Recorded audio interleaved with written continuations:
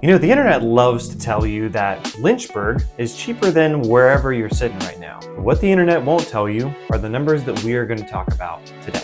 It's not the cost of living index. It's not the little chart that says that Lynchburg is some percentage below the national average. The real question, the one that probably keeps most of you up at night, is much, much simpler than that. It's how much do I need to earn to live the lifestyle that I want here without looking at my bank account on the first of every month like a hawk. So let's build that number together using some real Lynchburg figures. And after each number, I'm going to tell you what this actually means for your paycheck practically, because a number doesn't actually help anybody make a real decision.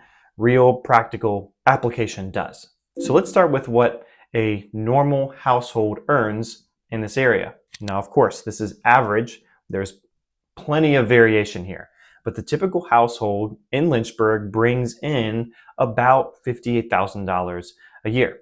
Now, here's why that matters. That figure tells you what kind of place this is. It's built for solid middle income life, and it's not really built for, big fancy people with, $1 million a year budgets. Now, this could be good or bad, depending on where you're moving from. If you're coming from Northern Virginia or Raleigh, then maybe it'll feel good because, everybody in those places is making a lot and spending a lot. But either way, it's going to feel different than maybe some of those larger, higher lifestyle and higher cost areas. So let's first start with rent, because some of you are going to rent before you buy, and you probably want to know some of those numbers. So the typical rental in Lynchburg right now is around the $1,500 a month mark. Now, of course, we need to turn this into something practical. So a common and sane way to keep your housing payment from crushing you is generally don't spend any more than 30 to 40% of your income on your housing payment. So if it's $1,500 a month, that's anywhere from like $45,000 to $55,000 a year in income, and that'll typically give you enough room to breathe, eat, and hopefully have some fun too. Now, look back on what the average household earns, which is around the $58,000 mark. That's not that high above this number that we talk about, where we say you can rent comfortably. Of course, that's not a coincidence.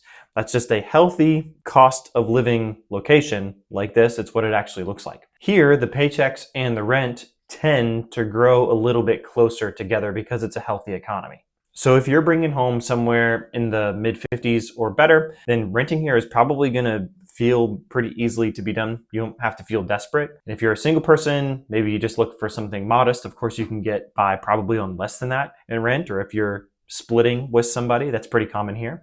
But if you're a family, of course, that number is probably going to start climbing the more bedrooms you need, but you get the idea. The nice thing about Lynchburg is normal money does work here. Now, buying is where people tend to panic because the numbers do look different, but I find that people sometimes start panicking for the wrong reasons if they approach it the wrong way. So the typical home in Lynchburg is selling for anywhere from like $285 to $325-ish. We'll just say $300 for a simple number. And of course, there's tons and tons of variation. Now, I know $300,000 can sound like a pretty big number, but here's probably the thing that most people get backwards is the price has nothing to do with your monthly payment, right? The sticker doesn't equal your actual monthly bill.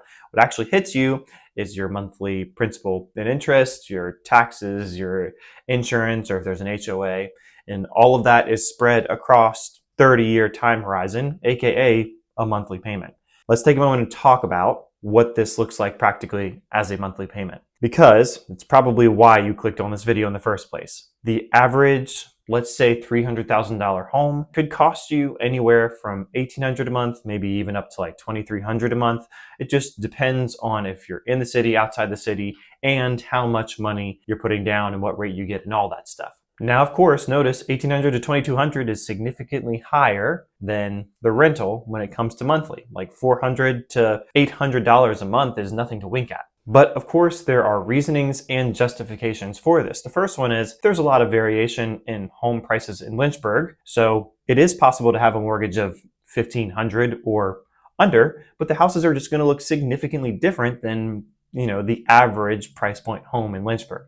The second thing is, of course, you are not just paying for a place to stay, you're actually paying a mortgage for an asset that you own that you're gaining equity on, not just throwing money at your landlord's Cancun fund. And three, your rental payment will go up over time if your landlord has anything to say about it. Your mortgage payment doesn't really do that, except for in maybe small increments if your homeowner's insurance or your taxes change. This is why your grandparents, who you heard probably not too long ago, paid off a mortgage that was like $400 or $500 a month and their house is worth bukus of money, right? Now, of course, these are all speculative generalization of numbers.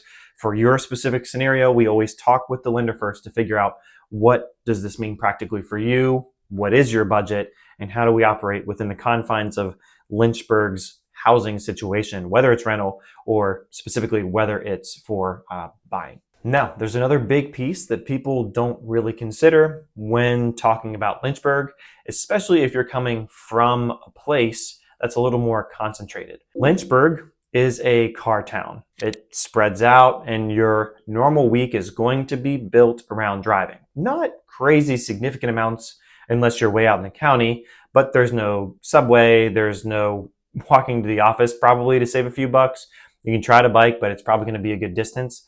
There are some bus routes, but for the average person, you're going to be driving a lot. And so you need to factor that into your monthly budgeting, depending on where you are with your commute to your work and to groceries and things like that.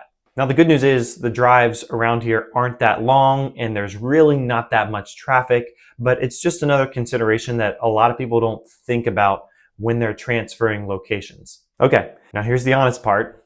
Oftentimes where I find a lot of the relocation channels tend to go quiet, but I don't want to do that. I want to be fully honest about it. The local pay here in Lynchburg on average is lower than the national average. The typical wage in Lynchburg runs around $28 an hour, where the national average is about $34 an hour. That's roughly about 17%. So it's not insignificant. But here's what that actually means for your move.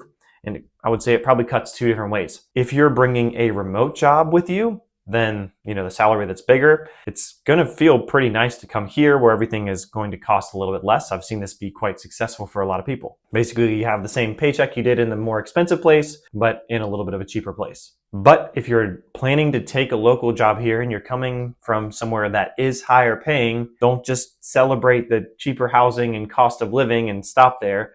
The lower housing costs and the lower pay tend to travel together and need to be considered together. You kind of have to hold them side by side or you're going to be really shocked when you come here. Because of course, a cheaper home doesn't help you one bit if it also has a smaller paycheck attached to it. So let's put this all in one breath for you. If you were making the average $50,000 to $60,000 of income, you can feasibly both rent and buy a house. Your rental is probably going to feel a little bit nicer than whatever the home would buy of the equivalent, but it's not impossible for either. It will feel more comfortable in that $50,000 to $60,000 range. If you wanted to get into comfortable living, whatever that means for you, generally, you're probably going to want a little bit more income, as the average home in Lynchburg is around the $300,000 mark, which probably puts you making anywhere from at least $70,000 a year and up, probably, just based on experience. People tend to find homes that are a little bit less of a fixer-upper and maybe a little bit more of a move-in ready, maybe a few less problems, things like that. And obviously that scales with both income and down payment and all those sorts of things. But the average person truly can thrive. None of this is really that complicated, but it's just something that we should think through before we, one, relocate, and two, fall in love with, a listing that just popped up. So here's my offer, and there's, of course, no pitch attached to it. If you want the real version of what the math looks like for your situation, then I just need three things. How many people are in your household, the income range that you're kind of working with, and then whether you're going to be renting first or you want to just buy right out of the gate. Of course, I have the link below where you can contact me directly and we can talk through some more of these things. Of course, I'm here to help any way that I can to see if Lynchburg would be the right fit for you to live. So if that's you, then I guess we'll talk again soon.